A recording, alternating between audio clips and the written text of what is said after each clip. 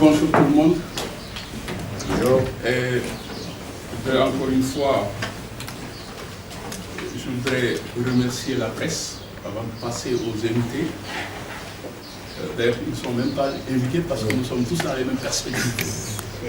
Voilà, donc je crois qu'aujourd'hui, une autre opportunité pour nous autres de la diaspora de vous remercier, vous la presse, pour ce soutien sans faille et sa condition dans ce dossier migratoire qui malheureusement pose beaucoup de problématiques.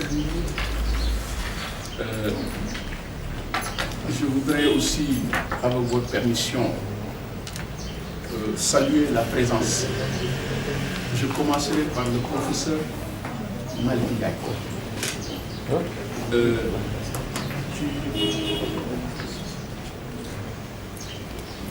Depuis le début de ce combat et à nos côtés. Et je crois que pour nous aujourd'hui, c'est une grande fierté d'avoir le professeur Malick Ndiaye sur ce plateau. Monsieur Fall, qui est de la diaspora, moi je ne vais pas le remercier parce que, comme je l'ai dit tout à l'heure, nous sommes dans les mêmes perspectives. Maître Babacar Gueye, qui a beaucoup de casquettes, il l'a dit tout à l'heure, il a été l'un des premiers à nous soutenir quand nous sommes venus installer l'antenne HSF au Sénégal en 2013. Et effectivement, moi je le félicite de par ses travaux sur la migration. Et j'avoue que j'apprends beaucoup avec lui. Maguette Thiam, qui est la présidente du réseau des femmes de l'Horizon sans frontières, et qui effectivement est là avec moi dans ce combat depuis 2013. Diallo, qui est un frère à moi. Non seulement nous sommes dans les mêmes perspectives, mais le hasard a fait que nous sommes de Séville. Nous résidons tous les deux à Séville. Aujourd'hui, Diallo est plus qu'un frère. Seydina Camara, qui est de Brescia, qui est aussi un frère pour moi. Je dirais même Seydina est une référence pour moi. Le mot, je pèse beaucoup mes mots. Parce que j'ai vu des qualités en lui qui m'ont séduit. La dame, Madame Si, elle est de la Mauritanie, non, si je ne me trompe pas, tout à l'heure, elle va se présenter. Je l'ai eu au téléphone hier par l'intermédiaire de la RADDHO. Voilà, donc elle est venue assister à la conférence, certainement, elle aura quelque chose à dire.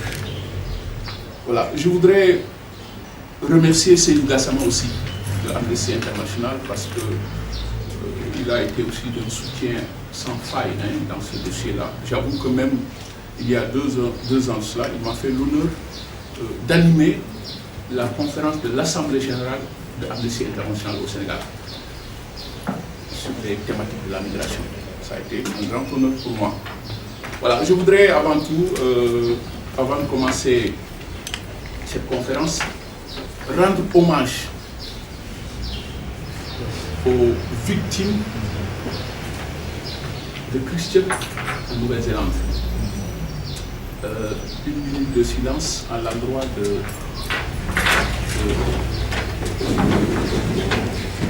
cette population musulmane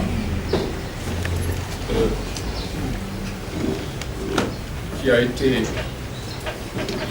je ne sais pas quel mot il faut mettre, voilà, donc je ne saurais qualifier cette date. 50 personnes ont perdu la vie le vendredi passé.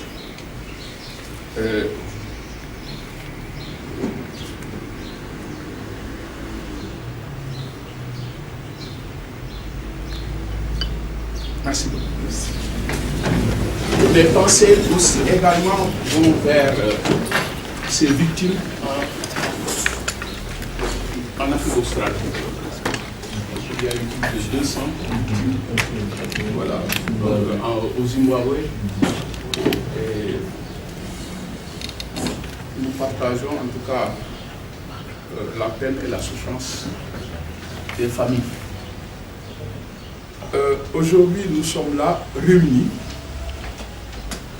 pour la énième fois. Je dirais que on va encore nous répéter, mais la répétition est pédagogique sur ces thématiques, sur ces problématiques de la migration, qui malheureusement posent ce dossier migratoire, qui pose des problématiques de paix, de sécurité, d'intégrité et de dignité humaine. Nous sommes ici réunis sur la thématique: quelle alternative pour une gestion plus efficace du triptyque immigration, paix et sécurité. Parce que comme vous le savez, la migration est aujourd'hui un élément essentiel de la géopolitique mondiale. Elle est à l'épicentre des questions internationales. Et que depuis le début de ce millénaire, nous assistons à ce qu'on appelle une mondialisation des flux migratoires. Nous sommes dans un contexte mondial de mobilité, j'insiste sur le mot, de mobilité croissante de population, où pratiquement plus de 1 milliard de personnes franchissent chaque année une frontière. Tous les pays du monde sont aujourd'hui concernés soit par le départ, soit par le transit, soit par l'accueil des migrants. Et aujourd'hui, la gestion de ces flux constitue l'un des plus grands défis auxquels les États sont confrontés à ce niveau millénaire. Et en ce contexte géopolitique de mondialisation et de globalisation, nous estimons qu'il faudrait un mode de gestion beaucoup plus élargi pour la paix, la sécurité en vue d'un développement humain. C'est la raison pour laquelle nous avons estimé qu'il faudrait aujourd'hui revoir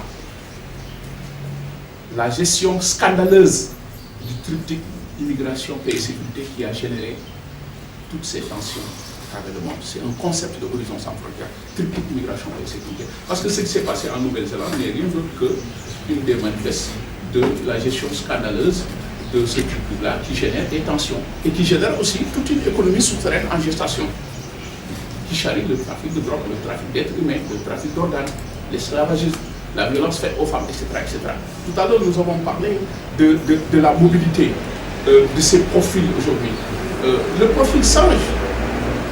Nous avons tous ces profils-là dans la migration, les femmes, les enfants. Mais malheureusement, sans aucune protection en matière de droit international. Mais là, il y a des failles, des insuffisances. Je crois qu'aujourd'hui, il faut taper sur la table, comme vous l'avez dit tout à l'heure, alors pour qu'il y ait des lois beaucoup plus universelles pour protéger les plus faibles et les plus vulnérables. Voilà, donc en guise d'introduction pour contextualiser le débat.